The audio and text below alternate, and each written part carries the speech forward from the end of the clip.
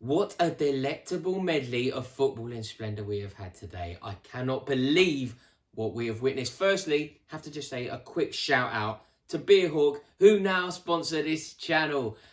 You can get a discount actually if you use the code Rory10. You'll help support me, help support the channel, and help support Beerhawk, which will in turn support the channel. So thank you so much to them for sponsoring us, and we have a lot to celebrate. So I'm certainly going to crack open one of these and thoroughly enjoy what we have just seen. Now, obviously, we had the Liverpool Man City game, one of the biggest games in the league, and a game that could ultimately decide where the title goes. But another noteworthy game took place today, this evening. Aston Villa have won against Arsenal. They have battered them 3-0. I can't believe what I've seen, really. They were electric. Aston Villa so well set up. Their team are brilliant.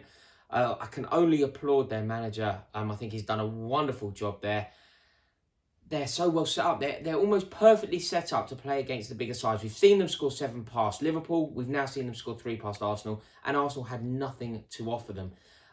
It feels like everything Arsenal achieved last week, it felt like they turned a corner. You know, they got that result against Manchester United. It wasn't pretty, but it did feel like they turned a corner. But they're back to square one. They have lost a game that they believe they should be winning. And more worryingly than that for them, they've been utterly outplayed. Another big worry, Thomas Partey is injured. I'm not quite sure how serious that's going to be, but it would be very worrying to Arsenal because he was the bright spark. He was the jewel in the crown in the victory last week. And I think that they now have a real problem on their hands. They have a couple of players who aren't good enough. Willian was atrocious today. So profligate, so wasteful. He just couldn't get into the game and he's really cost his side. And Lacazette, I don't know what he was thinking. I just can't believe that Arsenal have got rid of Olivier Giroud to accommodate Alexander Lacazette. Giroud scores 3 today. All of the chances Lacazette missed, Giroud would tuck away. And in order to accommodate Lacazette, they're playing their best player out wide.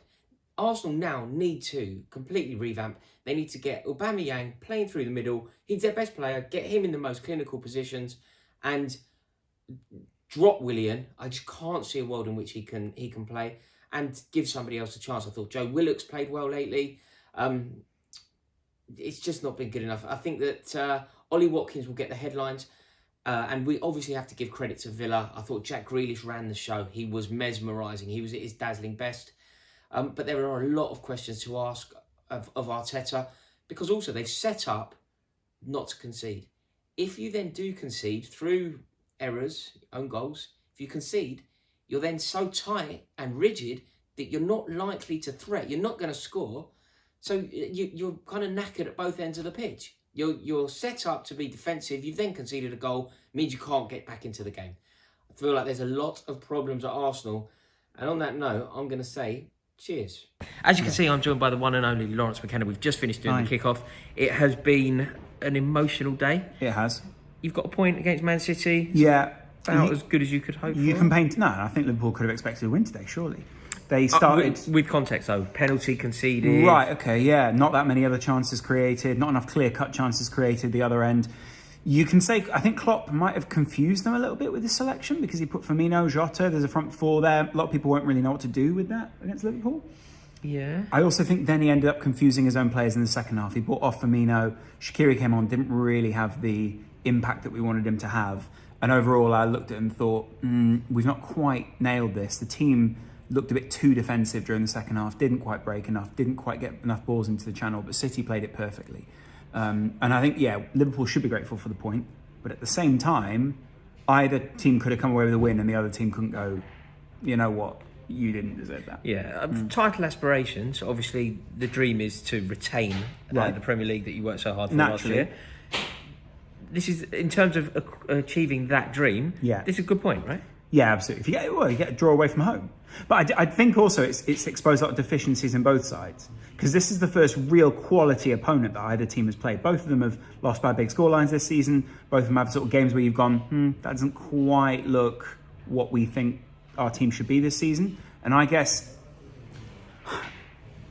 this is the first time where we've played someone I've gone, you know what, actually, this team can play up to a decent standard. Yeah, totally. Also, if you look at where you are in the league, you've played Chelsea, you've played Everton, you've played Manchester City. Yeah.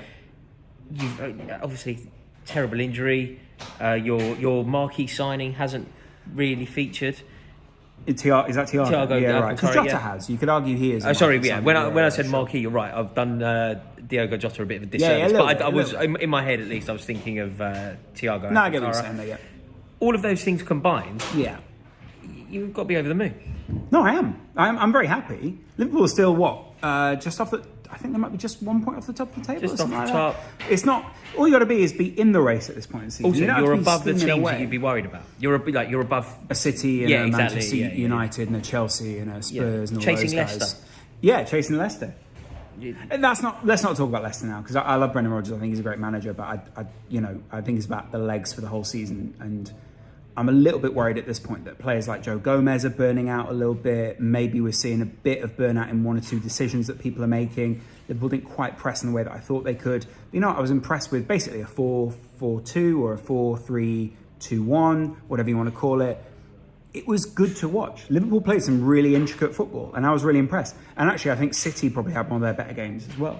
Both teams had some of their best games this season. Yeah. It was particularly the first half. Both teams looked good. Yeah. A player that I have nothing but respect for and rate incredibly highly. Bobby Firmino. But yeah, you knew that's where I was going. Yeah, of course. How worried are you about Firmino? A little bit. I think his confidence is low. You can see that in the way that he's operating right now. He just doesn't look like a player whose feet he's sure of them. Normally, Bobby Firmino sorts his feet out as soon as he's got it. He wants to tempt a player in, go past them, maybe work his way out of a tight situation. We saw him earlier on. Let me just get rid of that. Saw him earlier on get into a tight situation in the top right wing for Liverpool. He just didn't want it. Just look back. He wanted to pass it away. And I think that's understandable. There are a lot of people who are going through his deficiencies at the moment and going, season on season, this has been declining. But in those seasons when he's allegedly been declining, Liverpool have been winning. And that's a hard thing to then justify as a fan because you go, but we won, but he was bad. But Liverpool haven't signed an alternative to him. Maybe Jota becomes an alternative system, but not an alternative player. And he might be, I think he's feeling elements of burnout because he's played a lot of games in that time, as much as a Van Dijk and as much as other people have. So I understand it, but he's not at odds with Jota. And I think Klopp sort of showed that today. I just worry in time we're going to basically see there will be another alternative that Liverpool could bring in. And at that point you go, okay, do we make an emotional decision or do we make a numbers decision where we can slowly transition and respectfully transition this guy away and go, why don't you go to Germany? Why don't you go to La Liga? Why don't you try it over here? Right. But not yet. You're not thinking along those lines. But that's especially hard when you've got two other people who say they want to spend their life at Liverpool.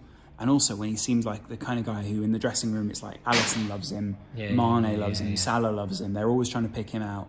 People are really happy for him. On some weird level with Firmino, I rate him so highly. Very highly, yeah. I think he's integral to everything brilliant that we've seen in Mo Salah, everything brilliant that we've seen in Sadio Mane for the past 3 years. Agreed. He is integral in that, isn't he? Yeah, completely. I feel like he's being given quite a harsh time of it at the moment. I also just think it's easy. If you want to pick holes at some point and you don't watch the team regularly, and also you don't look at pressing or you don't look at passing, you don't look at pass it's before lazy, the pass. isn't it? No goals, therefore rubbish player. Correct, yeah. And he plays as a false nine. You're not meant to get that many goals in a false nine position.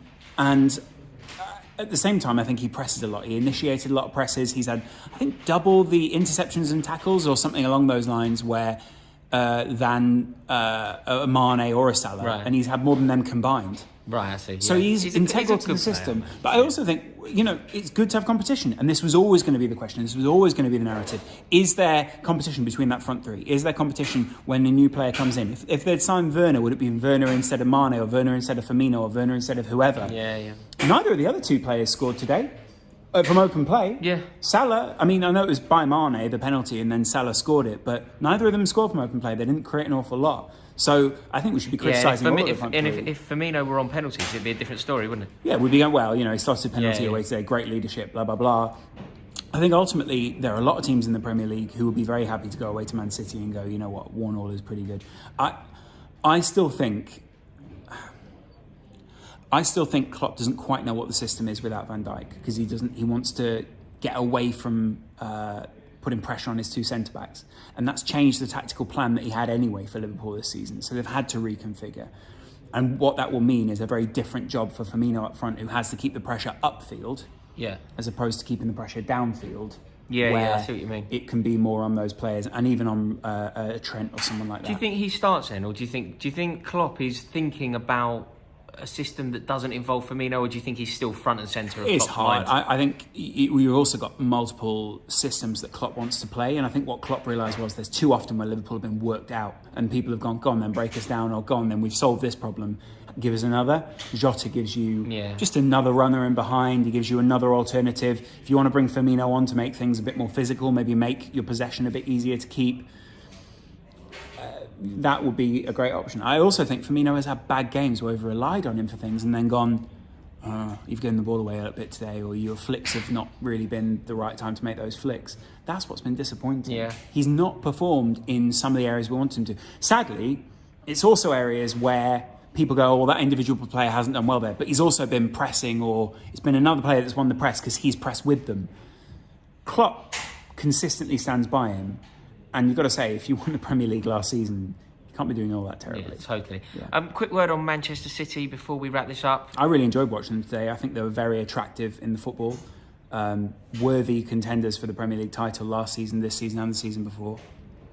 I think Pep realises he might be getting some of his players to play for him at this point. Are they more fallible now than perhaps ever before under Guardiola? You know what? No, I actually think they've always been a bit fallible. It's just no one's been able to work out what that fallibility is. And I'm not sure that Pep has got the tools that he wants to be able to build to the next level. He's a bit of a perfectionist in that sense.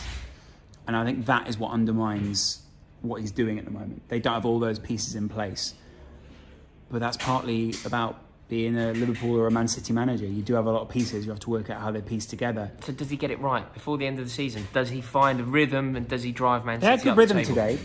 Yeah, I do think they get driven up the table. They didn't play that game at the start of the season, did they? They're one game behind everyone else in the table, so they are chasing. I personally think City will finish first or second this season. Behind Chelsea. There we go. Thank you so Brilliant. much. Thank you. Thank Lawrence, you. Mr. McKenna, thank you so much for being on this channel. I really do appreciate you Thanks taking for the having time. me. Remember, use the code Rory10 at Beerhawk for your discount, and I'll see you all on the next video.